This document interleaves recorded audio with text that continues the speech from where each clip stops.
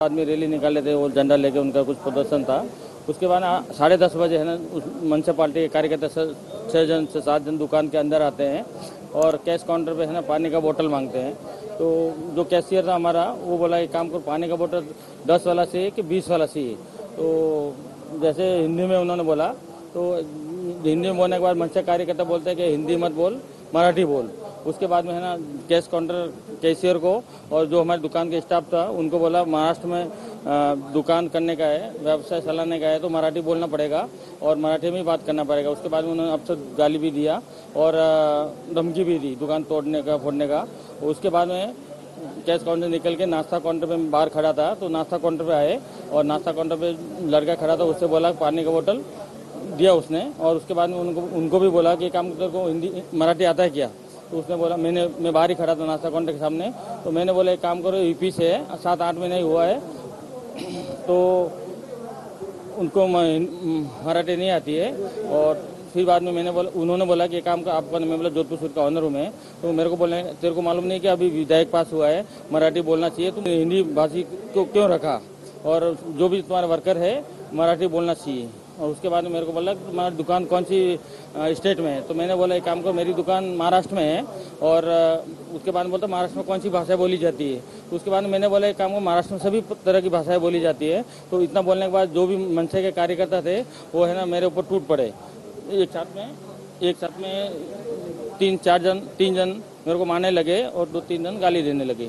आप कितना साल से बॉम्बे में रह रहे हो और आपको मराठी आती है या नहीं आती? मेरे को मराठी आती है, लेकिन जब वो आए तो वो हिंदी में ही बोल रहे थे। मेरे पास जो आए तो हिंदी में ही बोले, तो फिर मैं भी हिंदी में बोलने लग गया।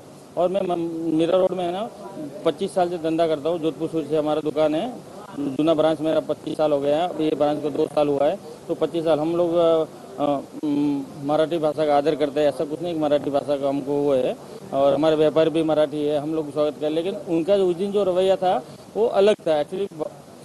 जो डायरेक्ट मैंने हिंदी बोला, जो भी मराठी भाषा को बोला कि महाराष्ट्र में कौन सी भाषा बोली जाती है, तो मैंने बोल दिया कि हिंदी बोला जाता है। 6 दिन के बाद आप ये मोर्चा निकाल रहे हो, उसके पीछे क्या मकसद है? मकसद तो ये कि जो भी उस दिन हुआ, मेरे को मारपीट किया, वो गलत था। इसलिए हम लोग सब मिलके आज मेरे में हुआ और कल दूसरे में नहीं होना चाहिए। और हम व्यापारी है तो उसको हम आगे से ऐसी घटनाएं नहीं होनी चाहिए। इसलिए हमने जो मोर्चा किया, व्यापारी भाइयों ने, हम और मेरा भाईंदर के व्यापारी भाइयों ने, उन्होंने बोला कि आप बंद करके ऐसी घटना आगे से नहीं होना चाहिए। इसलिए हमने सब ये सब किया। इसके पीछे कोई दृश्य शक्ति है आपको लगता है? आपको किसी ने बोला है ये मोर्चा निकालने के लिए? मोर्चा ने कुछ ने नहीं बोला, लेकिन आज मेरे में हुआ और कल दूसरे में होएगा। इसलिए सभी व्यापारी, हमारे मेरा भाई ने, व्यापारियों ने और हमने मिलके ऐसा डिसीजन लिया कि शांतिपूर्वक अपना है ना एक प्रदर्शन रखा जाए और अपन को बिजनेस करने का है, तो आगे जाके ऐसी घटना न होए। इसलिए अपन विज्ञापन देने के लिए हम लोग, और हमको न्याय मिले, इसलिए हमने ये प्रोग्राम रखा। आपने डीसीपी को एक निवेदन दिया है, उसमें आपने कहा है कि उनको सजा होनी चाहिए। सजा तो ऑलरेडी उनको हुई, उनके ऊपर एफआईआर दर्ज हुई है, फिर भी आपने आज उनको निवेदन किया, क्या उसके पीछे? जो भी कानून ने, पुलिस वालों ने और सबने हमारा सहयोग तो दिया है, लेकिन और भी उनमें कहने का मतलब हमारा आगे दूसरा कुछ ऐसा नहीं होना चाहिए। और हमको बिजनेस करने का, हमको प्रोडक्ट्स मिले और इसलिए हम लोग शांतिपूर्वक बिजनेस कर पाए। इसलिए हमने ये सब व्यवस्था निवेदन किया।